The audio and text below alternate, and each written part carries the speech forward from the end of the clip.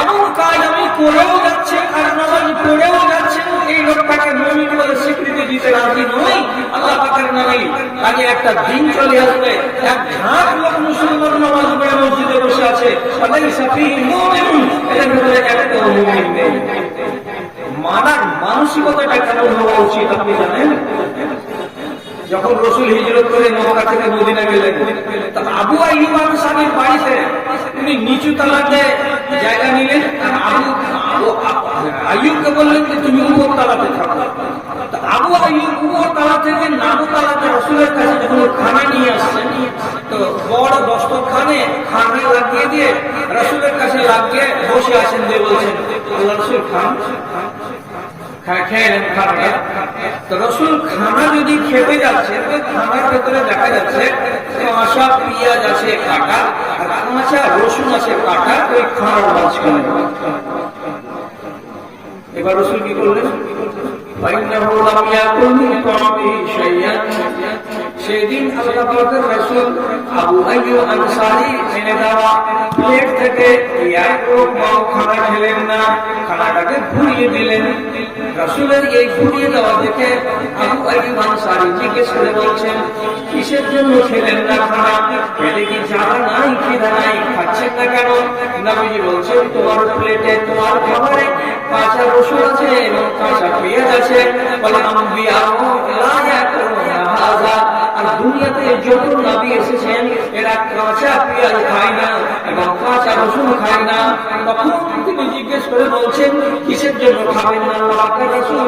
নবীজি বলছেন, ফাইনি উনাজি মান লা তুনাজি, আমি এমন জাতের সঙ্গে কথা বলি যে জাতের সঙ্গে তুমি কথা বলো না। এমন নাজুক নাজুক ফেরেশতাদের সঙ্গে আমি কথা বলি যাদের সঙ্গে তুমি কথা বলো না। আল্লাহর ফেরেশতারা এত পাক, এত ভদ্র, এত স্বচ্ছ, এত পরিষ্কার, ওরা যদি সামান্য একটু মুখের গন্ধ পায় তাহলে আমার কাছে আসবে না।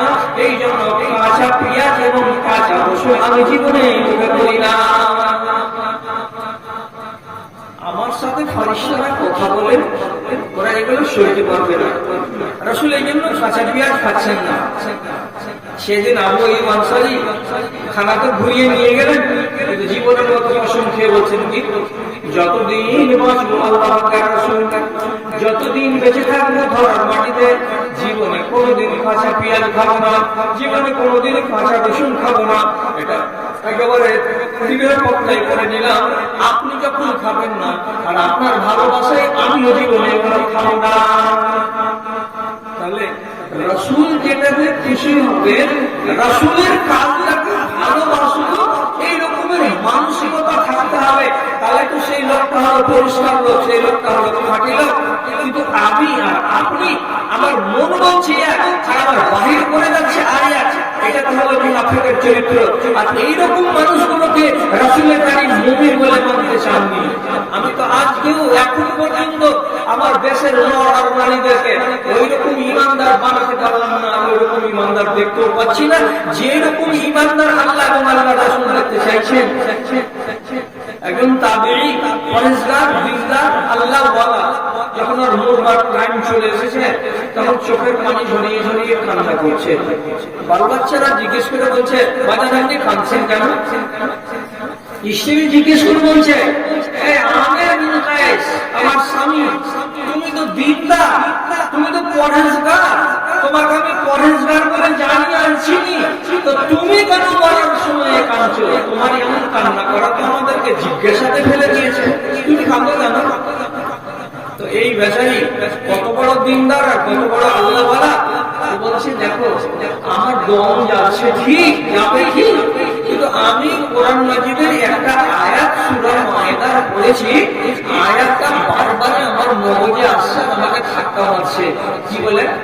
ইন্নামা ইয়াতাকাব্বালুল্লাহু মিনাল মুত্তাকিন, যতগুলো কাজ তোমরা করো হে দিনে রাতে, তোমাদের নামাজ, তোমাদের রোজা, তোমাদের হজ, তোমাদের যাকাত, তোমাদের সুন্নাত, তোমাদের নফল, তোমাদের দান, তোমাদের খায়রাত, এগুলোকে কবুল করবেন আল্লাহ তাআলা। তার মিনাল মুত্তাকিন, যারা মুত্তাকিন, তার মুত্তাকিন না হলে তোমাদের ভালো কাজ আল্লাহ কবুল করবেন না। এর মানেটা কি? ওরে আমার বিবি বুঝতে পেরেছো? এর মানে কি?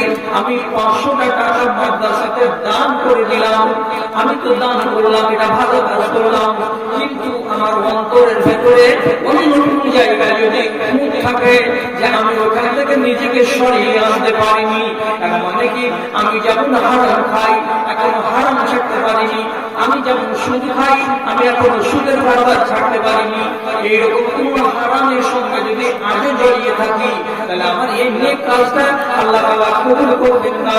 এই জন্য যে কোনো কাজ কবুল হওয়ার শর্ত হলো আমাকে মুত্তাকিন হতে হবে, আমার মনের ভেতরে কোনো যেন পাপ না থাকে, আমার দ্বারাই যেন কোনো পরশী আঘাত না পাই, আমার দ্বারাই আমার ভাইয়ের হক যেন পয়মান না হয়, আমি যেন কাউকে কোনো কষ্ট না দিয়ে থাকি, ইত্যাদি ইত্যাদি গুণে যদি গুণান্বিত হই তাহলে আমার কাজগুলো কবুল হবে। আর আমি যদি মুত্তাকি না হই তাহলে আমার কোনো কিছুই আল্লাহর কাছে কবুল হবে না। এই জন্য কান্না করছি বাড়ি বাড়ি, আমি তো মরে যাব, আমি মুত্তাকি হলাম আর আমার আমলগুলো কবুল হলো না, মুত্তাকি হতে পারিনি, আমার আমলগুলো কবুল হয়নি, এই চিন্তায় এই ভাবনাই আমার চোখ দিয়ে পানি ঝরে ঝরে যায়। এত বড় একটা দিনদার নিজেকে সন্দেহের ভেতরে ফেলে রেখে দেবে, আমি মুত্তাকি যদি না হতে পারি তাহলে আমার আমলগুলো হবে না। একটা জিনিস যদি মুসলমান বিশ্বাস করে আর একটা কথার উপরে কোরআনের আয়াতের উপরে যে দুনিয়ার মুসলমান নারীরা বিশ্বাস করে 100 ভাগ, তাহলে ওই পুরুষটা আর ওই নারীটা জীবনে কোনোদিন বদ কাজে এবং বদ ব্যবহারে নিজেকে জড়াতে পারে না। কেন পারে না?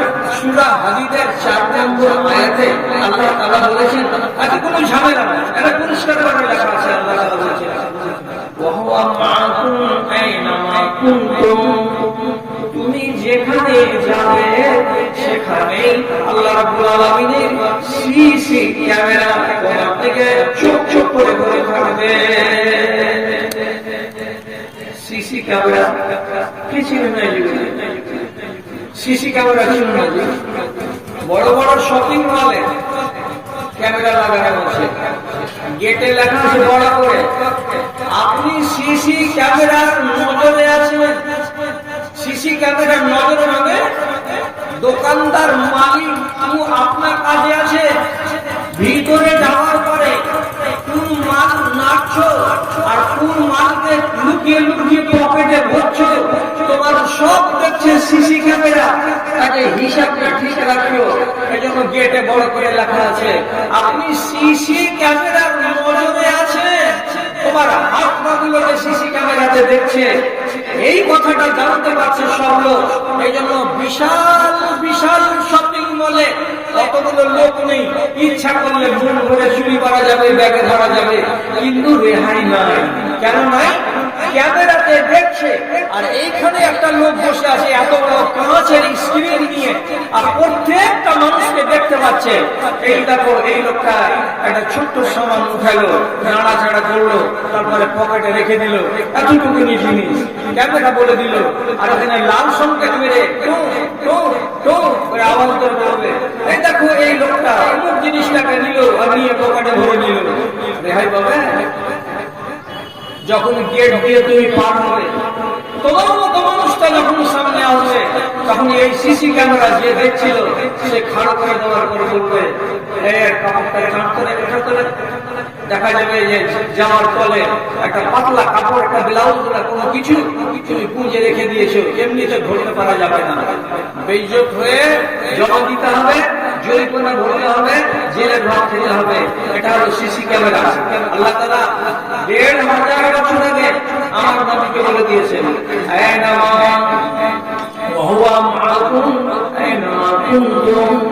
তুমি যদি নদীতে ডুব দিয়ে পানি পান করো সেটাও আল্লাহ রাব্বুল আলামিন তোমাকে দেখছেন। তুমি যদি রাত্রি 10টার সময় আমের বাগানে গিয়ে লাইন বাজি করো আল্লাহ রাব্বুল আলামিন সেটাও দেখতে পাচ্ছেন।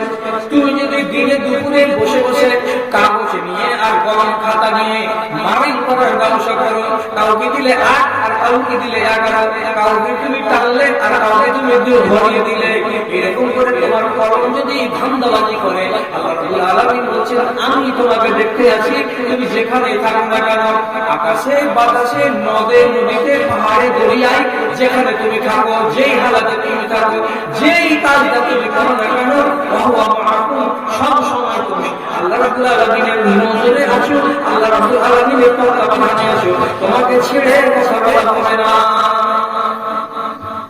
তাহলে এবার বলো, যদি তুমি লুকিয়ে লুকিয়ে মোবাইলে কারোর সাথে ভালোবাসা করো, তাহলে আল্লাহ তাআলাকে এটা জানাতে পারেন না? করোনার আয়াত থেকে ঝুটা চা পান করার পরে তুমি দোকানে বসে বসে লুকিয়ে লুকিয়ে খাইনি বসলাম হারাম জিনিস, তাহলে আল্লাহ রাব্বুল আলামিন এটা তত্ত্বাবধানে পড়ে না? আল্লাহর কিয়ামতে ধরা পড়ে না? কি ভাবছো? যদি এই ভাবনাগুলো পাকা হয় মানুষের অন্তরের ভেতরে, আর যদি খাশিয়াতে ইলাহি থাকে, আল্লাহর কসম কেউ একটা গুনাহ কাজ করতে পারবে না, কেউ একটা মন্দ কাজে হাত বাড়াতে পারবে না। যখনই হাত যাবে তখনই বলবে যে এটা আল্লাহ যে দেখছে, আল্লাহ যে দেখছে। আপনাকে দুনিয়ার একটা ঘটনা দেখাবো, যেগুলো ট্রেনে 3টা সিট থাকে শোয়ার, একেবারে 3 টিয়ার, দেখেছেন হাজার হাজার লোক দেখেছেন। তো মাঝখান সিটে একটা লোক শুয়ে আছে, আর ট্রেন চলে যাচ্ছে দিল্লি, সারা রাত ধরে চলবে, সমস্ত প্যাসেঞ্জার শুয়ে আছে। তো এই মধ্যেকার সিটে যে লোকটা শুয়ে আছে এরকম করে, তো ট্রেনে হিলে হিলে হিলে হিলে হিলে হিলে আর আগেকার পকেটের কাগজ আর টাকা বেরিয়ে এতখানি বাহিরে চলে এসেছে। লাল 2000 টাকার একটা নোট উগলে বেরিয়ে গেছে, বুক পর্যন্ত চলে এসেছে।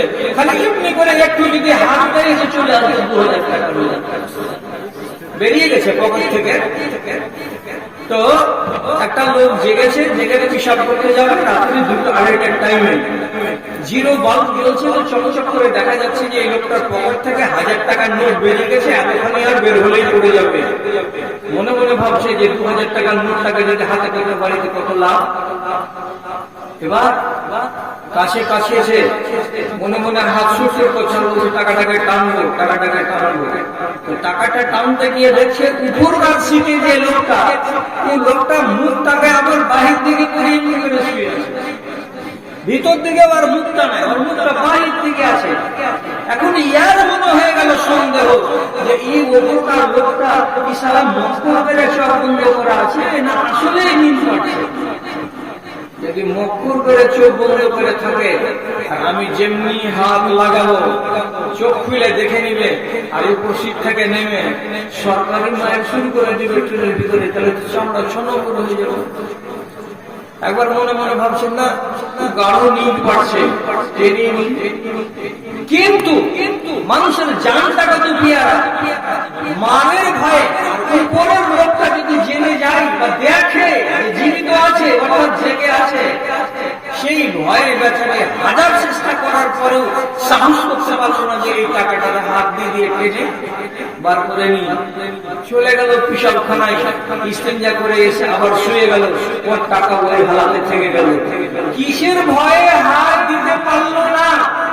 একটাই ভয় হলো উপরের সিটের লোকটা টুকুর টুকুর করে দেখছে না, আসলে ঘুম পাচ্ছে, উপরের নজরের প্রতি তার ভয় হয়ে গেল বলে ওই জায়গাটা হাত লাগাতে পারলো না।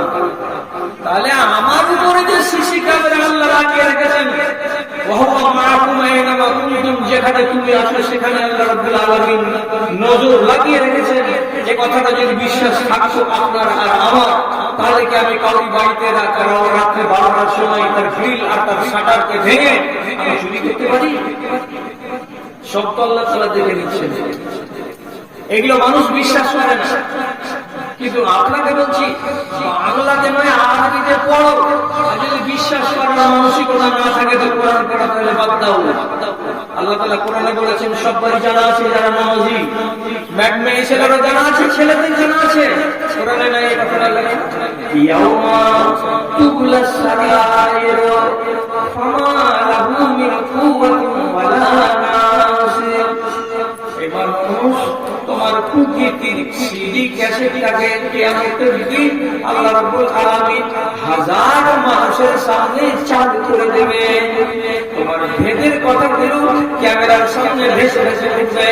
তুমি 25 বছর বয়সে কি লাগাটি করেছিলে, তুমি 30 বছর বয়সে কোন নারীর সঙ্গে তুমি কি ছল চুরি করেছিলে, তুমি একটা যুবতী মেয়ে ছেলে স্কুলে লেখাপড়া করে তুমি স্কুলে গিয়ে আর স্কুলের বাইরে অমুক অমুক জায়গায় গিয়ে কি ফুসুর ফুসুর চুরি করেছিলে। এই ভেদের কাহিনীগুলো আল্লাহ রাব্বুল আলামিন কোরআনে বলছেন কিয়ামতের দিন মানুষের সামনে খুলে দেওয়া যাবে। যখন তোমার কেলেঙ্কারির সিডি চলতে লাগবে মানুষের সামনে, তখন প্রত্যেকটা মানুষের মনে নারী করবে আল্লাহ এটাকে বন্ধ করে দাও, আল্লাহ এটা বন্ধ করে দাও। রাব্বুল আলামিন বলছেন সেদিন তোর বাপও বন্ধ করতে পারবে না আমার সিডিকে, সেদিন তোর 14 গোষ্ঠীও বন্ধ করতে পারবে না আমার সিডিকে। আমি যতক্ষণ পর্যন্ত গান লাগে না দেখাবো আর তোকে বেইজ্জত না করবো ততক্ষণ পর্যন্ত সিডি বন্ধ করবো না। কোরআনের আয়াতটার উপর বিশ্বাস আছে? যদি বলে হ্যাঁ আমার বিশ্বাস আছে, তাহলে পরে আমার বাগানে গিয়ে আমি কিসের খুশি খুশি করি? শামসুল রেল স্টেশনের দক্ষিণ প্রান্তে কদমের বাগান আছে। কদমের বাগানে এই শীতে আপনি গিয়ে দেখবেন প্রত্যেকটা ট্রেনের মুখে মুখে 10-15টা করে জোড়া হারামখোর আর হারামখোরনি দুই জায়গায় জোড়া জোড়া জোড়া জোড়া হয়ে বসে আছে। এমন অবস্থায় বসে আছে, এগুলো অবস্থা দেখলে আপনার গায়ের ঘুম খারাপ হয়ে যাবে, আপনার গা গরম হয়ে যাবে। এটা আবার বাড়িওয়ালেও নয় আর এটা আবার হালাল স্ত্রীও নয়, অথচ এইরকম ভাবে বসে আছে ওপেন জায়গায় আর এইরকম করে কুলাঙ্গারি করছে। কেন? বিশ্বাস নেই যে আমাকে আল্লাহ রাব্বুল আলামিন তার ক্যামেরাতে ধরে রেখেছেন আর আমাকে দেখতে পাচ্ছেন।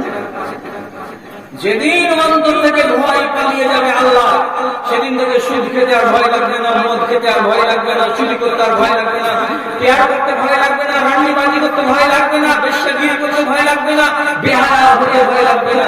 আর যেদিন আল্লাহ রাব্বুল আলামিন যতদিন আমার অন্তরে খাশিয়াতে ইলাহিকে রাখবেন ততদিন পর্যন্ত আমরা ওই কাজে যেতে পারবো না। কেন? যে আল্লাহ আমাকে জেলাচ্ছেন। আমাদের ঈমান তো আছে, ঈমান কেমন? আজও কথা বলিনি, ভীষণ করে অনেকদিন কথা বলিনি, আজকে একটা শিখাবার কথা বলছি। আপনারা মানেন না মানেন না যে ইবলিস শয়তানের ঈমান আছে? বিশ্বাস করেন না যে ইবলিস শয়তানের ঈমান আছে? আমি শিখিয়ে দিচ্ছি, শিখে নেন। ইবলিস শয়তানের দুআনা ঈমান আছে। এই দুআনা ঈমান আমাদের পার করতে পারবে না। কোথায় পেলাম যে ইবলিস শয়তানের ঈমান আছে? ও নিজে বলছে আনা খায়রুম মিনহু খালাকতানি মিন নারিন ওয়া খালাকতাহু মিন তিন। হে আল্লাহ, তুমি আদমকে মাটি থেকে তৈরি করেছো আর আমাকে আগুন থেকে তৈরি করেছো, আমি হলাম ওর থেকে ভালো। তাহলে ইবলিস শয়তান স্বীকার করছে আল্লাহ তাআলা হলেন খালেক, আল্লাহ তাআলা সৃষ্টিকারী। আমাকে সৃষ্টি করেছেন আগুন থেকে আর আদমকে সৃষ্টি করেছেন মাটি থেকে। এই একটু ঈমানও তার মধ্যে আছে। আমি তো বিশ্বাস করি আল্লাহ সারা জাহানকে সৃষ্টি করেছেন, তাহলে এটা আমার ঈমান। আর ইবলিস বলছে এটা আমার ঈমান, তুমি আমাকে আগুন থেকে তৈরি করেছো। আবার ইবলিসের সম্বন্ধে লেখা আছে মানুষকে উৎসে দিবে, এই কাজ কর, ওই কাজ কর, ওই কাজ কর। যার মানুষ করে নিবে, নেওয়ার পরে এবার দোষ চাপাচাপির পালা, তখন ইবলিস বলবে আনা বানিউম মিনহু, আমাকে দোষ দিও না, তোকে আল্লাহ তাআলা বুদ্ধি দিয়েছে, তোকে আল্লাহ মগজ দিয়েছে, তোকে আল্লাহ চিন্তা দিয়েছে, তুই নিজের চিন্তা দিয়ে বুঝতে পারলি না। আমি বললাম তুই করে দিলি, এই জন্য তুই আমাকে দাবি করবি না, আমাকে দোষী করবি না। দিয়ে বলছে ইন্নী আখাফুল্লাহ রাব্বুল আলামিন, আমি আল্লাহকে ভয় করি। আল্লাহকে ভয় করে ইবলিস শয়তান, কিন্তু ইবলিস শয়তানের ভয় যথেষ্ট নয়, ওই জন্য কল্যাণ পাবে না। আপনারা বলছি ওই কথাটাই, আপনার যদি অন্তরে ভয় থাকে, ইবলিসের যতটুকু ভয় অতটুকু, আপনার অন্তরে যদি ঈমান থাকে, ইবলিসের যতটুকু ঈমান অতটুকু, তাহলে মানে এই ঈমানে ও যেমন কল্যাণ পাবে না, তেমনি আপনিও কল্যাণ পাবে না। জেনে রাখুন, কথা কাজে বলছি, ফালতু কথা বলিনি। ফেরাউনের এক নয়া ঈমান ছিল, এক নয়া ঈমান আছে। ফেরাউনের কেন শুনে যখন ডুবতে গেল নীল নদীর পানিতে, তখন স্পষ্ট ভাষায় বলছে, জোর করে বলছে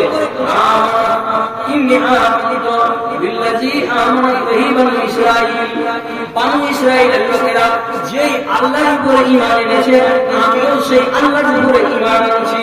এই কথাটা ঘোষণা দিল কখন? 10 যাওয়ার আগে। দম যাওয়ার আগে আল্লাহর উপরে ঈমান ঘোষণা করে দিয়েছে। আল্লাহ স্বীকৃতি দেন নিয়ে ঈমানকে, এই স্বীকৃতি পায়নি যার কারণে ওকে বললেন দেওয়া হবে না, ও কিন্তু বরবাদ হয়ে যাবে। আবু জাহালের ঈমান ছিল, আবু লাহাবের ঈমান ছিল, কেন যে আল্লাহর কোরআন বলছে লাইন সাহালতুম মান খালাকাস সামাওয়াতি ওয়াল আরদ, আসমান আর জমিনকে কে তৈরি করেছে? এই মুশরিকেরা বলো তো, কোরআন বলছে লা ইয়াকুলুল্লাহ, এরা সবাই বলে আল্লাহ তাআলা তৈরি করেছেন। আল্লাহ যখন তৈরি করেছেন আসমান আর জমিনকে, এটা তো সত্যি কথা, এটা তো ঈমানের কথা, কিন্তু বাদ বাকি কথাতে তুমি আর আসছো না কেন? বাদ বাকি কথাতে আসতে পারে না, যার কারণে আবু জাহালের ঈমান আর আবু লাহাবের এই ঈমান দুনিয়ার পয়সার ঈমান তাকে কল্যাণ দেবে না, তাকে বরবাদ করেই ছাড়বে। এখন আমাদের দেশের মুসলমানদের ভেতরে ঈমানের যদি মূল্যায়ন করতে যাই তো দেখবো কিছু কিছু মানুষের ঈমান হলো আবু জাহালের ঈমান, কিছু কিছু মানুষের ঈমান হলো ফিরআউনের ঈমান, কিছু কিছু মানুষের ঈমান হলো শয়তানের ঈমান। ঈমান হতে হবে পূর্ণাঙ্গ ঈমান, না হলে নবীকে ভালোবাসতে পারবেন না, আল্লাহকে ভালোবাসতে পারবেন না, আপনার অন্তর থেকে শয়তানি জীবনে কোনোদিন দূর হবে না। যার গায়ে থাকবে আল্লাহর ভয়, রাসূলের প্যার, সেই মানুষটার ফজিলত আর সম্মান আপনি তত্তর তত্তর করে আসমানের দিকে উঠবে। সুন্নাতকে তো ভালোবাসতে আপনি জানেন না। মাকাল ইবনে ইয়াসার বলে এক সাহাবী, উনি হলেন আমির, ইরাকের এলাকায় হযরত উমর ওকে গভর্নর করে পাঠিয়েছেন। একবার মাঠ বেড়াতে গেছেন, তো মাঠে হাজার রকমের ফসল লেগে আছে, তারই মাঝখানে এক জায়গায় দুপুরবেলা খানা খেতে বসেছেন। খানা খেতে এসেছেন যে চারিদিক থেকে কৃষকের দলেরা এসে জমা হয়েছে, হয়ে জানতে এসেছে যে আমাদের আমির সাহেব এসেছেন, আমরা আমাদেরকে কিছু তাআবুন দিবেন, কেমন খাদ লাগবে, কোথায় পানির ব্যবস্থা লাগবে, কাকে কিসের কি প্রয়োজন আছে তা দিতে হবে। আমাদের যখন দায়িত্বশীল ব্যক্তি এসেছেন ওনার সাথে আমরা একটু দেখা করি। ময়দানে গাছের তলায় এক ঝাঁক কৃষক এসেছে, এই টাইমে মাকাল ইবনে ইয়াসার ওর ব্যাগ থেকে বের করে খানা খেতে বসেছেন। খানা খেতে খেতে হলোটা কি, হঠাৎ হাত থেকে একটা মাংসের টুকরা ফসকে গেল, আর ফসকে গিয়ে দস্তরখানার বাইরে ধুলার উপরে পানির উপরে পড়ে গেল। আর যেমনি ধুলার উপরে বা পাথর উপরে মাংসের টুকরাটা পড়ে যাওয়া সাথে সাথে মাকাল ইবনে ইয়াসার ওই পড়ে যাওয়া মাংসটাকে খুঁজে বের করলেন, তুললেন হাতে, আর তোলার পরে বাম হাত দিয়ে ধরে ডান হাত দিয়ে ধুলোগুলোকে সাফ করে দিলেন, সাফ করে দিলেন। দেওয়ার পরে ওই মাংসটাকে খাবার ইচ্ছা করলেন। যখন খেতে যাচ্ছেন পড়ে যাওয়া মাংসটাকে, তখন এটাকে কি হয়েছে, ততক্ষণ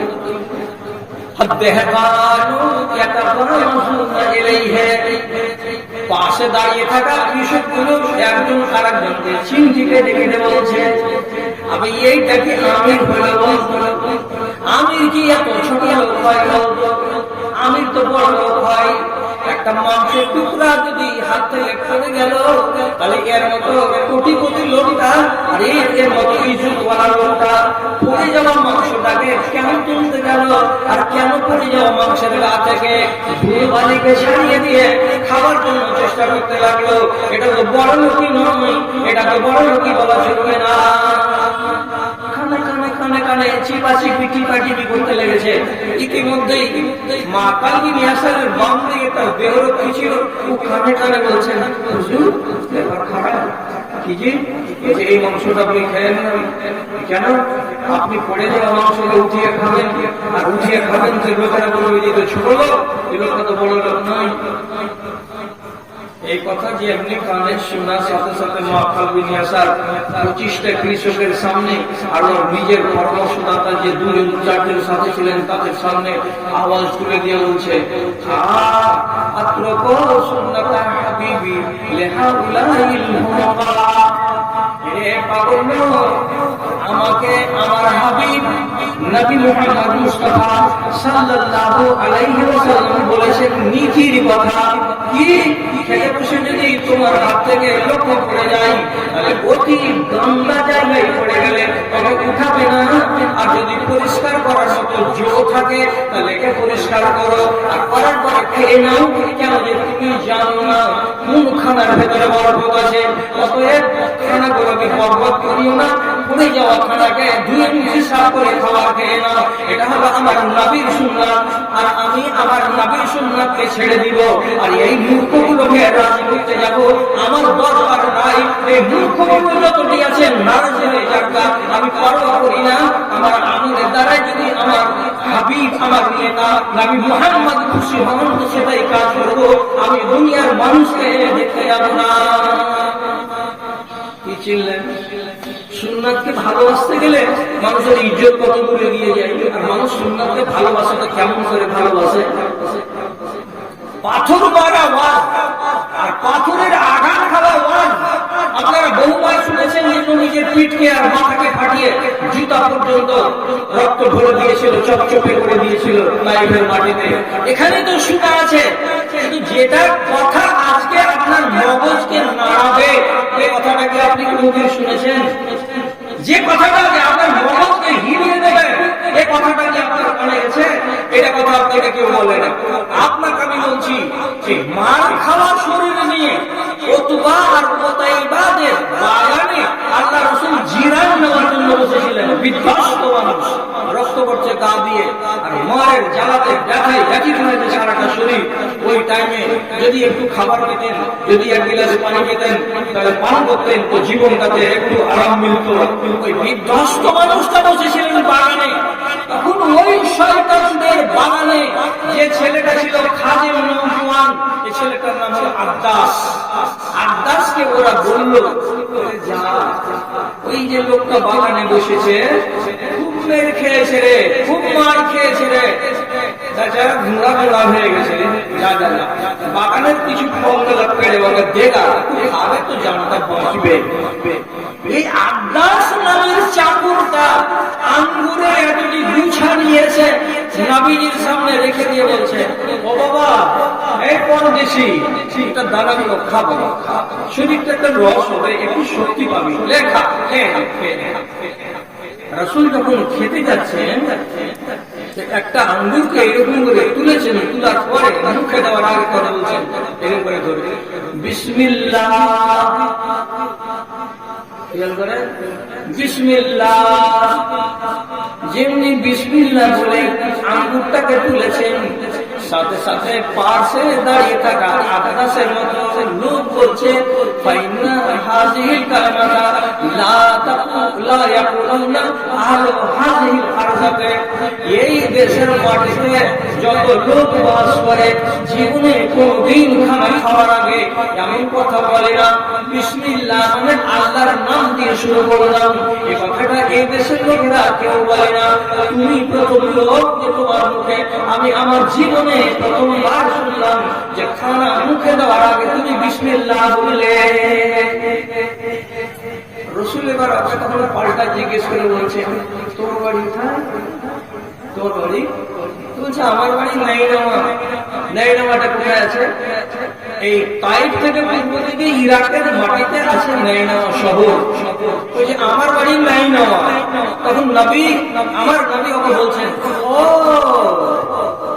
ইউনুস নবীর টাউনে তোমার বাড়ি? নবী ইউনুসকে আল্লাহ পাঠিয়েছিলেন কোথায়? এই নাইনামা শহরে। নাইনামা শহরে গেছিলেন নবী ইউনুস। আর যেমন বলা রাসূলের, আচ্ছা তুমি নবী ইউনুসের শহরের লোক? তখন আদ্দাসের মতো লোকটা মুচকি হেসে দিয়ে বলছে, আপনি ইউনুস নবীকে চিনেন আর ওর বাড়ি নাইনামা চিনেন? আপনি কি করে জানলেন? কে বলবো আপনাকে? আল্লাহ নবী বলছেন, হুয়া আখি কানা নবিয়্যান ওয়া আনা নবিয়্যুন। ইউনুস আলাইহিস সালাতু ওয়াস সালাম আমার ভাই হলেন সম্পর্কে। তিনি ছিলেন একজন নবী আর আমি হলাম একজন নবী। তিনাকে পাঠানো হয়েছিল নাইনামার মাটিতে আর আমাকে পাঠানো হয়েছে আরবের মাটিতে। আমি এসেছি আরবের জন্য, আরবের মাটিতে, কিন্তু সারা দুনিয়ার জন্য। আর তাকে পাঠানো হয়েছিল ইরাকের মাটিতে নাইনামা গ্রামে, সেখানকার লোকের জন্য। তিনি হলেন আমার ভাই। যেমন ভাই বলা, তখনই আদ্দাসের মতো লোকটা বলছে, বিদেশি তোমার পহিলা চরণটা যেন আমার দিল বলে গেছে। তুমি যে খাবার আগে বললে এমনি করে মন্দির থেকে বিসমিল্লাহ, আমি বাপ কালামে এই কথাটা শুনিনি। এই কথাটা শুনতে গিয়ে আমার তোমার প্রতি মোহাব্বত জেগে গেছে। আর দ্বিতীয় নম্বরে মোহাব্বত জানলো কখন তুমি যখন বললে যে ইউনূস নবী আমার ভাই, উনি তো ছিলেন আমাদের দেশের নবী, ওনাকে তো আমরা ঠিকঠাক করে মানতে পারিনি। আর আপনি নিজেও নবী বলছেন, ওয়াল্লাহি আনতা নবিয়্যুন, আল্লাহর কসম খেয়ে বলছি তুমি নবী। আমাকে মিথ্যা বলে মনে হয় না। আমার মালিক আমাকে বেতন দিবে নাকি না দিবে, আমাকে টেনে 12 যদি করে দেয় চাকর থেকে, তাতে আমি রাজি আছি, কিন্তু আমি তোমার উপরে ঈমান আনবো। কি বললে তোমার দলে হওয়া যায়, আর কি বললে তোমাকে মানা যায়, তুমি সে কথাটাই বলো। রাসূল রক্ত লাগা লাগা শরীরে বসে বসে এতক্ষণ ধরে অবজেকশন করছিলেন আল্লাহর কাছে, আল্লাহ তুমি কোন জায়গাতে পাঠালে, বদদুয়া করেননি। আবার ওই জায়গাতে 15 মিনিটের মাথাতে তিনি পহিলা মাখলুক পেয়ে গেলেন। আব্বাসকে রাসূল বলছেন, কিচ্ছু করতে হবে না, শুধু তুমি যদি মুখে বলো লা ইলাহা ইল্লাল্লাহ মুহাম্মাদুর রাসূলুল্লাহ, তাহলে তুমি মুসলমান হয়ে যাবে। আল্লাহ পাকের নবীর মার খাওয়ার পহিলা নম্বরে ফসল ফলল আঙ্গুরের বাগানে, একটা বিদেশি লোক মুসলমান হয়ে গেল, তার নাম কি আব্বাস। সুন্নাতকে ভালোবাসতে গেলে তার যে একটা প্রতিফলন আছে, সুন্নাতকে আঁকড়ে ধরে থাকতে গেলে তার যে সুফল ফলে আমাদের ভেতরে, সেই জিনিসটা আমরা ভুলিয়ে দিয়েছি। সুন্নাতকে ভালোবাসতে পারি না। সুন্নাত ভালোবাসা নেই কেন? রাসূলের উপরে মহব্বত নেই কেন? অন্তরের ভেতরে আমাদের সেই ভয়টা নেই। যেদিন খাশিয়াতে ইলাহি উঠে যাবে, আল্লাহর আইন মানতে ইচ্ছা করবে না। যেদিন খাশিয়াতে ইলাহি উঠে যাবে, সেদিন রাসূলের আইন মানতে বিশ্বাস করবে না। গত 6 দিন আগে ভগবান গোলাই যাচ্ছে করে গেছি, 5-7টা যুবতী বেটি ছেলে এসে ধরে দিয়েছে আমার রাস্তাতে ঘিরে বক্তার ঘরে যাচ্ছি। দুটা কথা আছে মনুষ্যের। কি কথা? তুমি যেগুলো বলতে গেলে ওগুলো ভাঙতে গেলে কি মানুষ মানুষ হয়ে থাকতে পারবে? কথাটা বুঝলেন কি? তুমি যেগুলো ওয়াজ বললা এগুলোকে যদি আমরা মানি, তো আমরা কি বাঁচতে পারবো? কি ওয়াজ করেছি আমি শুধু বলেছিলাম সূরা নূরের একটা আয়াত আপনাদেরকে শুনিয়েছিলাম। কি বলেছিলাম?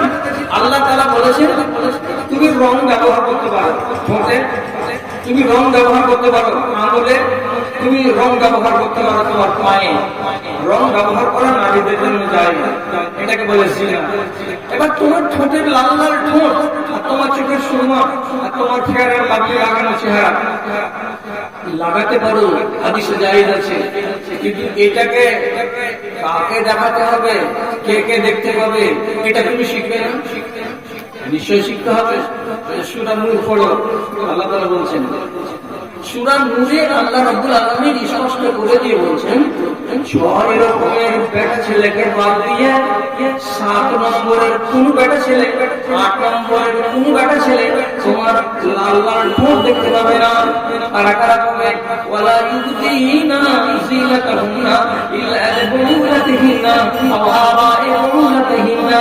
তুমি যদি ঠোঁটকে রঙাও, তোমার চেহারাটাকে যদি সৌন্দর্যমণ্ডিত করো, তাহলে তোমার এই লাল লাল ঠোঁট, তোমার সুন্দর দেওয়া চোখ দেখতে পাবে, তোমার স্বামী দেখতে পাবে, তোমার শ্বশুর দেখতে পাবে, তোমার বাপ দেখতে পাবে, তোমার ভাই দেখতে পাবে, তোমার বেটা দেখতে পাবে, তোমার বাড়িতে যদি নাবালক চাকর থাকে সে দেখতে পাবে, আর তোমার টোলায় যদি ছোটখাটো বাচ্চা বেটা ছেলে থাকে যারা সাবালক হয়নি তারা দেখতে পাবে।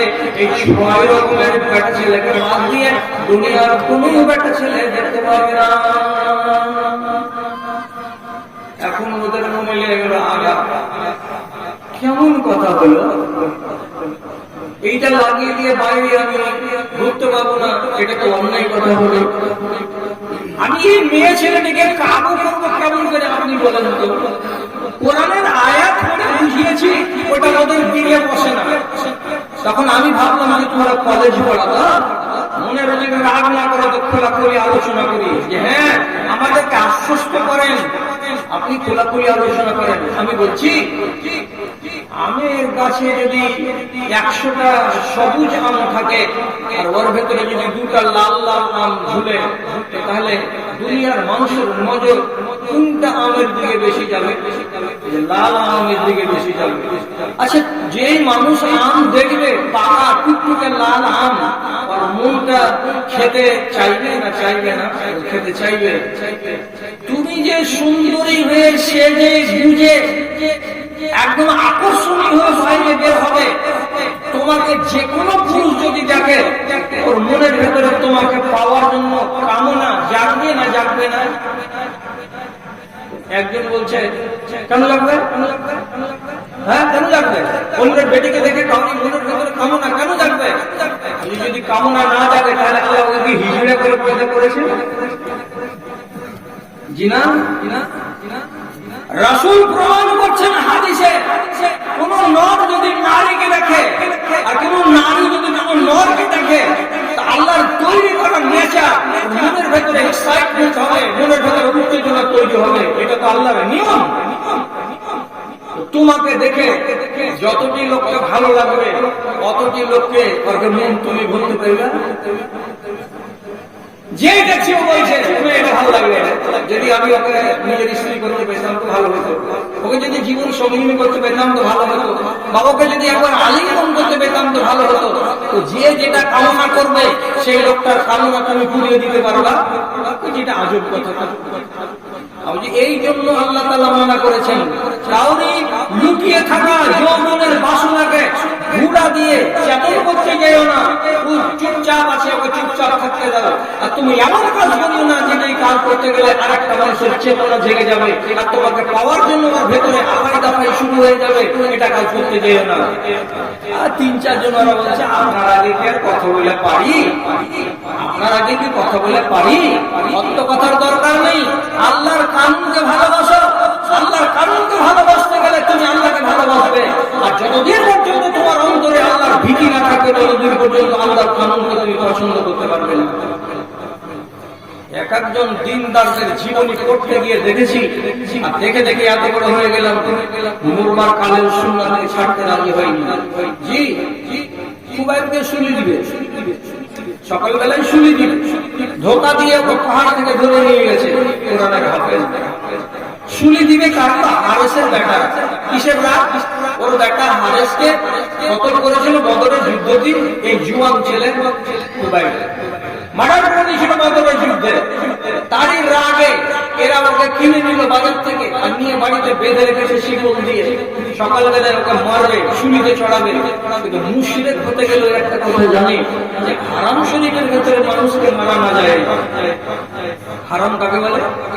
মক্কা শরীফের চারিদিকে একটা এলাকা আছে, এটাকে আল্লাহ পাকের নবী বলেছেন এটা হলো হারাম। এখানে কোন গাছকে কাটা অকারণে হারাম, কোন জীবকে মারা অকারণে হারাম, কোন মানুষকে মারা হারাম, এখানে বেয়াদবি করা হারাম, এখানে জীবজন্তুকে তাড়িয়ে দেওয়া হলো হারাম। আল্লাহ রাব্বুল আলামিন এই জন্য এটাকে হারাম শরীফ ঘোষণা করে রেখেছেন। এই মুশরিকেরা জানে যে কোন মানুষকে যদি মারতে হয় তাহলে হারাম শরীফের বাইরে নিয়ে গিয়ে মারতে হবে। তার জন্য খুবাইবকে শুলিতে চড়াবার জন্য বাড়ি হলো কোথায়? উত্তর পাড়ায়। এখান থেকে চলে গেছে 2 কিলোমিটার উত্তর দিকে রংঘাট গাঁয়ের কাছে পাহাড়ের কিনারায় শুলি বানিয়ে দিয়েছে, বানাতে গেছে। খুঁটি কাটবে, বেড়া খুঁটি দিবে, ফাঁস বানাবে, আর এই আসামিকে বাড়ি থেকে নিয়ে গিয়ে শুলিতে ঝুলিয়ে দিলে। বেটা ছেলেগুলো চলে গেছে বাড়িতে, বেটি ছেলেগুলো আছে। খুবাইব জানতে পারলো যে আমাকে শুলি দিবে বেলা 11টার সময়। তখন বেলা 10টার সময় ওই বাড়ির মেয়ে ছেলেগুলোকে ডেকে বলছে আস্তারা মিন আহলিল হারিসে মুসা লিয়াস্তাহিদা। বেলা 10টার সময় ওই হারেসের বাড়ি একটা মেয়ে ছেলেকে ডেকে বলছে হুজুরি এদিকে শুনো তো, পা বাঁধা আছে, হাত বাঁধা আছে। ওই অবস্থাতে একটা কয়েদি বাড়ির মেয়ে ছেলেটিকে ডেকে বলছে দিদিমণি এতে একটু শুনো তো। বেচারি এক পা করে আগিয়ে যখন কয়েদির কাছে এসেছে, কয়েদি তখন বলছে কয়েদিকে বলছে কেন ডাকলে রে বাবা? খুবাইব বলছে তোমাকে বাড়িতে একটা খুঁড়ে পাওয়া যাবে না। খুর খুর মাথা কামাই করা, দাড়ি কামাই, খুর গুলো খুর পাওয়া যাবে না। কি করবে? যেখানে যেখানে খুর ব্যবহার করার আদেশ আল্লাহ পাকের নবী দিয়েছেন সেই সেই জায়গাতে খুর ব্যবহার করব। কেন? যে তোমার ভাইরা, তোমার স্বামীরা আর খানিকক্ষণ পরে আসবে আর এসে আমাকে শুলিতে নিয়ে চলে যাবে। আমার মোজগুলো বড় বড় হয়ে আছে, এই হালাতে কবরে যাব না। আমার যৌনাঙ্গের চুলগুলো কতদিন হলো কাটা, হয়তো সময় কাছে এলো যৌনাঙ্গের বড় বড় চুল নিয়ে কবরে যাব না। আমার বগলের চুল হয়তো বড় বড় হয়ে গেছে, এই চুলগুলোকে বড় বড় করে নিয়ে কবরে যাব না। আল্লাহ পাকের নবীর সুন্নাত হলো বগলের চুলগুলোকে ছোট করে দেওয়া। আল্লাহ পাকের নবীর সুন্নাত হলো মুখগুলোকে ছোট করে দেওয়া, এবং নবীজির সুন্নাত হলো যৌনাঙ্গের চুলগুলোকে 40 দিনের আগে আগে কেটে পরিষ্কার করে দেওয়া। আমার মরণের টাইম চলে এসেছে, আমি শুলিতে চলে যাব, তার আগে আগে নবীজির সুন্নাত থেকে জাগ্রত করে চিন্তা করে তার উপরে আমল করে আমি কবরে যাব। এই জন্য তোমার কাছে আমি বিদেশি মানুষ একটা খুব চাইছি, থাকে তার খানা খুব দাও। মেয়ে ছেলেটির দিল কিন্তু আগেই নরম হয়ে গেছে। কিসের জন্য? এত কিছু খাটে না, একা একাই বলছে আর বলছে এত ভদ্র কয়েদি আমি জীবনে দেখিনি। আমার ছোট বাচ্চাটা খেলতে খেলতে ওর কাছে চলে গেছে, ওর কোলে বসে আছে, আর ইয়ার মা বাবা আমি তো দুশ্মন, আমার বাচ্চাটাকে ইচ্ছা করলে ওই চিকুরখানাকে কেটে জবাই করে দিতে পারে। আমি চিলের মতো দৌড়ে চলে এসেছি, হায় আল্লাহ আমার বাচ্চা তোমার কোলে চলে গেল।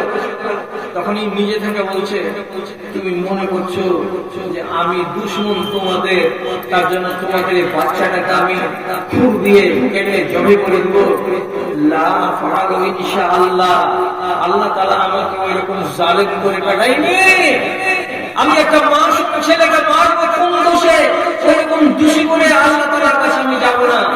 এই এক ঘুম দেখেছিল বাড়ির বেটি ছেলেটা, আর একটা কি দেখেছিল বলছে মক্কার বাজারে কোন দোকানে কোন বাগানে একটা আঙ্গুরের ফল তখন ছিল না, অথচ আমি যখন দেখি মাঝে মাঝে ঘরের ভেতরে আঙ্গুরের ঠোকা হাতে করে একটা করে ঝরাচ্ছে আর খাচ্ছে, একটা করে ঝরাচ্ছে আর খাচ্ছে। আমি জানি না আল্লাহ রাব্বুল আলামিন কি করে এই মানুষটাকে এই আঙ্গুরগুলো এনে দিয়েছে, কেমন করে আসছে কোন কাছ থেকে আসছে বলতে পারবো না। তবে এর মতো মেহমান, এর মতো কয়েদি আমি আমার জীবনে দেখিনি। সেই দিন আমার মনে ছিল এটা আল্লাহর কোন খাস বান্দা আছে, আর এরা মুসলমান, নিশ্চয় এদেরকে এদের রব আল্লাহর পক্ষ থেকে খুশি দেওয়া হচ্ছে। এতগুলো মনটা নরম হওয়া সত্ত্বেও বেচারি বেটি ছেলে কিছু করতে পারেনি। 11টার সময় ওর স্বামীরা ওর ভাইরা তাকে ময়দানে নিয়ে গেল, আর খোবাইকে শুলিতে চড়িয়ে দিল, জিন্দেগির মতো চলে গেল। কিসের জন্য বললাম কথাটা এই জন্য বললাম যে মরবার কালেও বেচারি সুন্নাতকে হাতছাড়া হতে দিবে না। সুন্নাত যেন আমার কাছ থেকে না যায়। এত বড় কামড়া ইমানের লোক, তাহলে সুন্নাতের সঙ্গে এদের বস্তিটা কত ছিল জবরদস্ত। আর আমরা ওদেরই নসল, আমরা সুন্নাতকে আজ পর্যন্ত ভালোবাসতেই পারছি না। তাহলে কতদিন আপনাদের মতো লোকগুলোকে ওয়াজ শোনাতে হবে যে আপনি নিজেকে বদলাতে পারবেন? ওয়াজ করলেই শুধু হয় না, এইরকম অন্তর আল্লাহর কাছে চাইতে হয়। আর আমি তো ওয়াজ শেষ করে দিচ্ছি, এতটি বেটি ছেলে এতটি বেটা ছেলে আছে, আপনাদের এতটির ভেতরে কিছু লোকের কি এই দোয়াটা জানা আছে? যদি জানা থাকে দেখো আমাকে হাত তুলে সারা দিন তো আমার জানা আছে। দোয়াটা কি? আল্লাহুম্মা ইন্নী আউযু বিকা মিন কলবিন মিন ইলমিন লা ইয়ানফাউ ওয়া মিন কলবিন লা ইয়াখশাউ ওয়া মিন নাফসিন লা তাশবাউ ওয়া মিন দাওয়াতিন লা ইস্তাজাবু লাহা। নাই দোয়াটাতে কি বললাম আমি? আল্লাহ তাআলাকে বলা হয় হে রব্বে কারীম, তুমি আমাকে এমন ইলম দাও যে ইলমে মানুষেরা লাভ পায়, মানুষেরা ওই ইলম থেকে উপকৃত হয়। এমন ইলম দিও না যেই ইলমে আমার মানুষেরা লাভ পাবে না, ওই ইলম আমাকে দিও না। একটা কথা হলো আমিন কালবিন লা ইয়াখশাউ, আল্লাহ তুমি আমাকে এমন অন্তর দিও না যে অন্তর তোমার ভয়ে ভীতু হয় না, হবে না, বরং এমন অন্তর আমাকে দাও যেন তোমার ভয় আমার অন্তরটা কাঁপে। হে আল্লাহ, আমি যদি তোমাকে ডাকি তো আমাকে এমন দোয়া শিখায় না যে দোয়া তোমার কাছে যাবে না, আসমান থেকে ঘুরে চলে আসবে। ওই দোয়া যেন আমি তোমাকে না বলি, এমন দোয়া আমাকে বলতে দাও যে দোয়া তোমার আরশ পর্যন্ত পৌঁছে যায় এবং তুমি আমার দোয়াটাকে কবুল করে নিবে। এইরকম দোয়া বলার আমাকে সুযোগ দাও। তাহলে দোয়া করতে করতে বলা হয়েছে কি মিন কালবিন লা ইয়াখশাউ, অন্তর যদি নরম না হয় তোমার নামে, আর অন্তরে যদি ভয় তৈরি না হয় তোমার নামে, তাহলে আমাকে এইরকম অন্তর আল্লাহ তাআলা তুমি দিও না। মালিক বিন দিনার, মালিক বিন দিনার এক আলেমে দ্বীন আর একজন নেককার সাহাবী, তিনার মতো লোক সম্বন্ধে লেখা আছে যে মাঝে মাঝে রাতের বেলায় উনি কি করতেন, মায়ের লোক যখন শুয়ে যায়, বাল বাচ্চাকে যখন শুয়ে যায়, তোলা পড়ো যখন শুয়ে যায়, চেহারাতে ছিল বড় বড় দাড়ি, বড় বড় দাড়ি ছিল, একদম লম্বা লম্বা দাড়ি।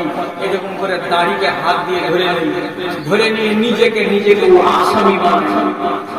আসামি কি এরকম করে দাড়ি ধরে নিয়েছে মুখে, মুখে দাড়িটিকে ধরে নেওয়ার পরে কি বলে, ওই ঘুরঘুরে অন্ধকার রাতে, ইয়া রাব্বে কাদ আলিমতা সাকিনুল জান্নাতে সাকিন আহলিন নারে, হে আমার পরওয়ারদিগার তুমি তো জানো যে কোনটা বান্দা তোমার জাহান্নামে যাবে আর কোনটা বান্দা তোমার জান্নাতে যাবে, কোনটা জান্নাতি বান্দা আর কোনটা জাহান্নামী বান্দা তোমার তো সব কি জানা আছে।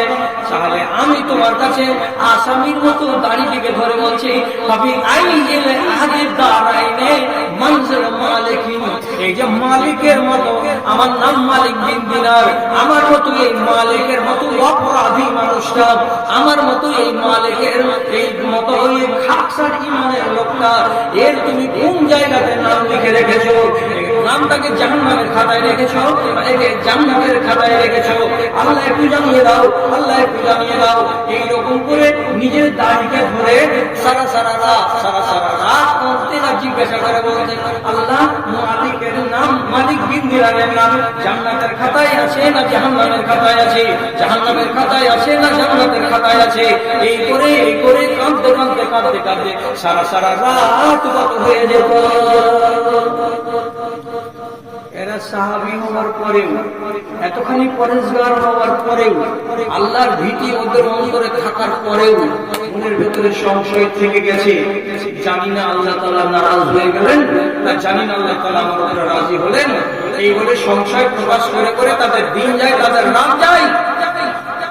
আর আমরা কোন দেশের মুসলমান হলাম যে আমাদের মনের ভেতরে সেই ভয়, সেই ভীতি তৈরি হয় না। দাদারা আমার ভালো করে বুঝলেন, কথা শেষ করে দিলাম। নিজেকে যদি বেয়াড়া কাজে দেখতে পান, নিজেকে যদি বেয়াড়া কাজে দেখতে পান, তো নিজের অন্তরের হিসেব করতে হবে, নির্জনে বসে, মানুষের সামনে বসে নিজের আত্মার হিসাব করতে হবে, জীবনে পারবেন না। হিসাব করতে হবে, রাতে বসে নির্জনে হিসাব করুন, আর করে বলুন এই কাজটা যে তুমি করলে তো কেমন করলে। আপনার মন আপনাকে ফাইসালা শুনিয়ে দেবে, আপনার মন আপনাকে বলে দিবে আপনি ঠিক করেছেন না বেঠিক করেছেন। বাজারে অন্যায় করছেন তো তখনই 15 মিনিট পরে আপনি নিজের মনকে জিজ্ঞেস করবেন না। আপনার নিজের কাজগুলোকে দুটা চারটাকে রাতের বেলায় অন্ধকারে বসে নির্জনে বসে মাপতে চেষ্টা করবেন, এটা কি ঠিক হয়েছে, এটাকে আমি ঠিক করেছি। আল্লাহ একজন তাবিঈর নাম বলছি আহমদ বিন কায়েস, ওরে সুবহানাল্লাহ, এর বাড়ি ছিল ইরানের রিকা শহরে, বড় দিনদার পরেজগার আলেমে দ্বীন। মাঝে মাঝে কি করতেন জানেন, রাত্রি 8টা-10টার সময় খানাটা না খাওয়াটা হয়ে ওটা বাড়ির লোক যখন শুয়ে যায়, তখন করে কি ঘরের ভেতরে একটা মাটির কুপিতে জৈতুনের তেল দেয়, দিয়ে আগুন জ্বালিয়ে চেরাগ বানায়। চেরাগ কেরোসিন তেল ছিল না, জৈতুনের তেল দিয়ে যে কুপিটা জ্বলছে, কুপিটা থেকে যে ছোট আগুনটা বেরিয়ে আসছে চিরাগের মতো হয়ে, তখন করে কি প্রথমে শাহাদাতের আগুনটাকে এমনি করে ফায়াযাউ ইসবাহু আলাল মিসবাহে, ওই চেরাগের উপরে শাহাদাতের আগুনটাকে এমনি করে ধরে নেয়। যখন আগুনের তাপ লাগে, ছেঁড়া লাগে, ঠেলা লাগে, তখন একটু করে সহ্য করে, হাতটাকে চাপায়, তারপরে আবার ওখানে সহ্য যখন হয় না তখন টেনে নেয়। টেনে নেওয়ার পরে হাতটা বিষ করে, আঙুলটা ফুলে যায়, পুড়ে যায়, খোসা লেগে যায়। আর ওই হালাতে আঙুলটার দিকে তাকায় থাকে, নিজের নাফসকে সম্বোধন করে বলে ইয়া আহনার হাস, ইয়া আহনার হাস, এই বেকুব আহনাফ কথাটা বলতো, লিমাযা ফাআলতা বিল আমসা কাযা ওয়া কাযা, গতকালকে এলানির ঘাটে অমুক লোকটার সামনে এর সাথে এই কাজটা কেন করেছিলি বল, এই কাজটা যে করেছিলি তুই কি জানিস না এই কাজের বিনিময়ে আল্লাহ তোকে জাহান্নামে দেবে। তো আল্লাহর জাহান্নামে তো সেই আঙুলটা যাবে না, সারাটা দেহ জাহান্নামে যাবে। এই জন্য আঙুলটা তোকে পুড়িয়ে দেখালাম। আঙুল যদি পুড়ে যায় আর এটা যদি সইতে না পারো তাহলে তোমার সারাটা দেহটা জাহান্নামের আগুনে জ্বলবে। এটা কেমন করে সইতে পারবে রে বেকুব? খবরদার, কাল থেকে গতকাল যে কাজটা করেছিলে ঘাটের বাজারে গিয়ে ওইরকম কাজ জীবনে আর করবে না। আবার আধা ঘন্টা পরে, 3 ঘন্টা পরে আবার চেরাগ জ্বালিয়ে আর একটা আঙুল বড় আঙুলটাকে ধরে নেয়। আর ধোয়ার পরে চেরাগের উপরে ধরে খানিকটা যখন পেপে যায়, একটু যখন পেশাব করে যায়, সহ্য হয় না, তখন টেনে নেয়। আর নেওয়ার পরে নিজের নফসিটাকে বলে হাসিয়া আহনাফ, এই আহনাফ তোর ধিক, তোর উপরে ধিক, তোর উপরে ধিক। আগুনের তাপ সইতে পারলি না একটা আঙুলে, তাহলে সারাটা দেহকে কেমন করে জাহান্নামের আগুনে জ্বালাবি? লিমাযা ফাআলতা বিল আমসি মা ফুলানিন কাযা, গত পরশুদিন একটা লোকের সঙ্গে তুই এই ব্যবহারটা করেছিলি। এই ব্যবহার করতে গেলে যে তোকে জাহান্নামে যেতে হবে, তো জাহান্নামে যেতে গেলে সারা শরীরটা জ্বলবে। শরীর জ্বালাতে পারবি কি? আঙুল জ্বালাতে পারলি না। আঙুল জ্বালাতে যদি না পারিস তো শরীর জ্বালাবি কেমন করে? অতএব সাবধান হ, মানুষের সঙ্গে এইরকম ব্যবহার করবি না। যত কথা বলেছি আমার গ্রামের মানুষের কাছে, আমার গ্রামের মানুষের মতো বড় লোক কোন গ্রামের মানুষ হওয়া আমি তো মনে করি না যে কেউ হতে পারে। এত এদের আচার আচরণ, এদের বুদ্ধি ব্যবহার ভালো হওয়া দরকার। তকদিরের জোরে দক্ষিণ মাথার এক মাওলানা ছিলেন, কি মাওলানার নাম ভুলে গেছি, উনি এক জমানাতে আপনাদের ওয়াজ শুনেছেন, এক জমানা ধরে আপনাদের বাপ দাদারা ওনার কাছে ওয়াজ শুনেছেন, উচিত উচিত কথা। এক যুগ ধরে আপনারা ওয়াজ শুনেছেন হুজুর সালাফির কাছে। আর এক যুগ ধরে আমি টানা 62 বছর বয়স এখন পড়ে গেছি, কমসে কম আমি 40 থেকে 45 বছর ধরে মিশন করে লোকের কাছে ওয়াজ শুনেছি। কিন্তু আফসোস লাগছে এই জায়গায় যখন ভাবছি যে কণ্ঠই আমার ক্ষীণ হয়ে এলো, অবশ হইল শত হাত দিলে অচেতন জাতি কেউ চেতন হইল না। ধর্মের বলে চলিতেছে চুরি, মুমিন কাঁদিছে মুখে, কোরআন হাদিস কাফলে মুড়িয়া, মুমিন হাসিছে সুখে রে, মুমিন হাসিছে সুখে। দানবের রূপ ধরেছে মানব, লজ্জা হইল না। শত হাত দিলে অচেতন জাতি কেউ চেতন হইল না রে, কেউ চেতন হইল না। বেশি কথা বলে লাভ নেই, ঝগড়া বাড়িয়ে কি লাভ আছে? তোমরা কত দরের ইমানের লোক, যখন আগামী 3 মাস 4 মাস পরে বৃষ্টির সিজন চলে আসবে, তখন গোটা গ্রামের যতদিন মুসলমান আছে সব থেকে ইমানের পরীক্ষা 4 মাস ধরে। 4 মাস চলবে তোমাদের ইমানের পরীক্ষা। সেই দিন তোমরা বাইরে গলিতে বসে বসে ইমানকে মাপিও না, আঙুনাতে বসে বসে ইমানকে মাপিও। তোমাদের ইমান কি আল্লাহর কাম্য? তোমাদের ইমানকে রাসূলের হাদিসের নিরিখে ঠিকঠাক হয়ে আসছে যে এই ব্যবহার করতে গেলে তোমাকে আল্লাহ রাব্বুল আলামিন পছন্দ করবেন? নিজেকে বদলাতে চেষ্টা করেন। সারা সারা বছর ধরে ওয়াজ শুনে কি হবে?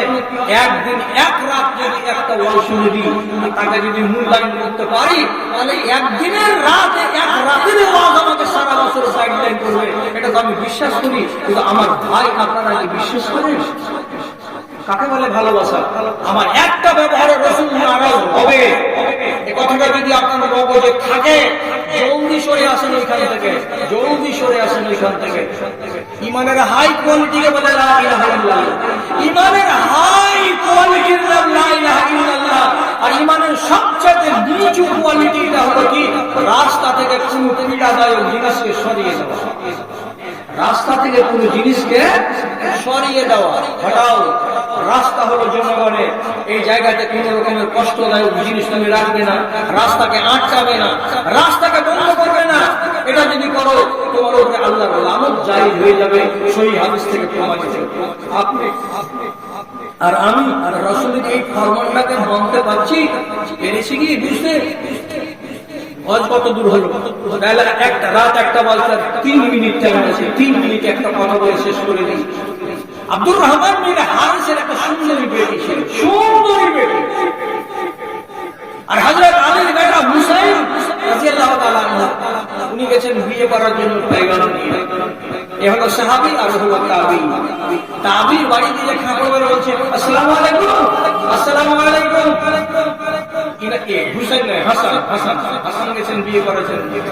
আব্দুর রহমান বিন হারেস রাসূলের নাতিকে দেখে একেবারে গলাতে জড়িয়ে ধরে আলাই সালাই করে কাঁদতে কাঁদতে বাড়ির ভিতর দিকে নিয়ে এসে বসেছেন আর দিয়ে নিজেকে বলেছেন মারহাবা ইয়া আবুল হারেস, এ হারেস, হারেসের বাপ, কপাল কত ভালো, তোর বাড়িতে নবীর নাতি মেহমান হয়ে গেছে, নবীর নাতির ধুলা পড়েছে তোর বাড়িতে, মাশাআল্লাহ মাশাআল্লাহ, মাবরুক মাবরুক।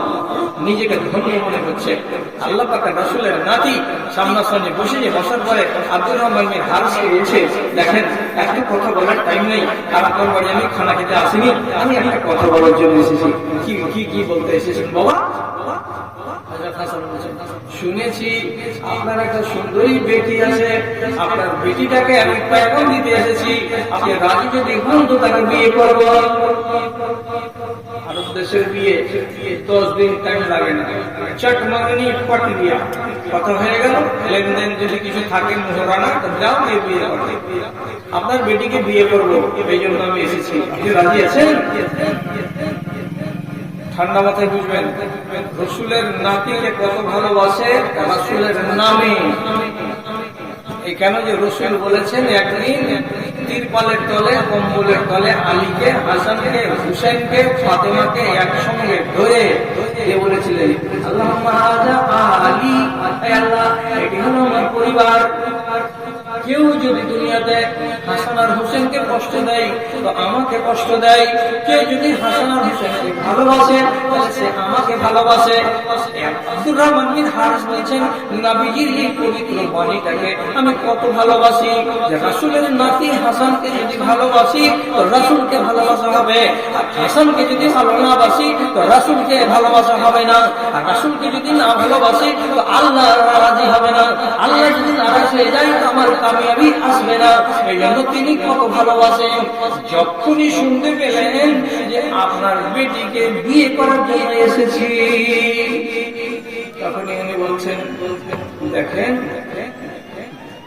আমি আমার বেটিকে আপনার সঙ্গে বিয়ে দিব, আর দিয়ে 3 মাস পরে আপনি আমার বেটিকে ছেড়ে দিবেন, আমার বেটি বিয়ে হবে, এই কথাটা আমি ভালোবাসবো না। আমার বেটির মায়া এবং মমতা এটা আমার কাছে আসে বলে এটা আমি বরদাস্ত করতে পারবো না। আর রাসূলের নাতি কষ্ট পাবে, আমি ওকে ঘৃণা করবো, আরে রাসূলের নাতিকে যদি ঘৃণা করি তো রাসূল নারাজ হবে, রাসূলকে আমি নারাজ করতে পারবো না। কি হবে এবার? কথা বুঝতে পারলো? বুঝতে পারলেন না? কাউকে বলিয়ে না, তিরপালের তলে শুনলেন, এখানে শুনে থেকে যাবেন। হযরত হাসান বিয়ে করেছিলেন কাছাকাছি 50টা। বড় বড় চোখ করছে কেন? 50টা বিয়ে করেছিলেন, একই টাইমে নয়, বিভিন্ন টাইমে বিয়ে করেছিলেন। মনে হয়নি, পোষায়নি, তালাক দিয়ে দিয়েছেন, তালাক দিয়ে দিয়েছেন, তালাক দিয়ে দিয়েছেন। তো ও যে বিয়ে করে আর বাড়ি বাড়ি বাদ দেয়, তালাক দেয়, বাদ দেয়, তালাক দেয়, এই কথাটা প্রচলিত খুব ছিল। এই জন্য আব্দুর রহমান বিন হারেস বলছে তুমি আমার বেটিকে যদি 3 মাস পরে তালাক দিয়ে দাও তো আমার জানে কষ্ট হবে যে আমার বেটি তালাক পেয়ে গেল। আর তোমাকে যদি আমি কি করি, সেই তালাক যখন দিয়ে দিবে তখন আমি তোমাকে ঘৃণা করবো, এই শয়তান ছেলেটা আমার বেটিকে তালাক দিয়েছে। তোমাকে যদি ঘৃণা করি তাহলে রাসূলকে ঘৃণা করা হবে, আমার আখিরাত বিগড়ে যাবে। তাহলে আমি ফাঁসের ভিতরে পড়ে আছি। অতএব জোড় হাত করে বলছি আপনি আপনার কথাটাকে ফিরিয়ে নিন, আমি আপনার এই কথাটাকে আর আগে বাড়াতে চাইছি না। বুঝতে পারছেন রাসূলকে ভালোবাসার সীমা কত দূর চলে গেছে এক একটা সাহাবীর মনের ভিতরে। এমনি এতদূর তারা কামিয়াব। আপনিও ভালোবাসতে শিখুন, এমন করে পড়োশির সাথে ব্যবহার করুন, পড়োশি যেন বুঝতে পারে যে এই আমার জমিতে মিরাজ পাবে। আমাদের গ্রামে, আমাদের গঞ্জে, আমাদের টোলায়, আমাদের এলাকায় এখন 80টা সমস্যা হচ্ছে পড়োশিকে নিয়ে, আর 20টা সমস্যা হচ্ছে নিজের বুড়া মা বাবাকে নিয়ে, আর 10টা সমস্যা হচ্ছে নিজের ভাইয়ের সঙ্গে মিলামিশা হচ্ছে না তা নিয়ে। কেন? আমি মুসলমান হয়ে গেলাম, আমার ঘরে এই সমস্যাটা থাকবে। ঝগড়া কেন হবে, কাজিয়া কেন হবে, বিবাদের কালে বিবাদ হতে পারে। 15 মিনিট পরে আমি আমার ভাইয়ের সাথে বসে এক জায়গাতে চা খাবো, এখানে চা খাবো, টেনে আনতে পারি না। ভাই নিজেকে ভালো করার চেষ্টা করুন। আল্লাহ রাব্বুল আলামিন আপনাদের সুমতি দিক। আমি ভাবছিলাম যে হয়তো একখানা ঘন্টা আপনারা কত শুনবেন কি শুনবেন না, এ বলে আমার মনের ভেতরটা একটু কেমন কেমন করছিল।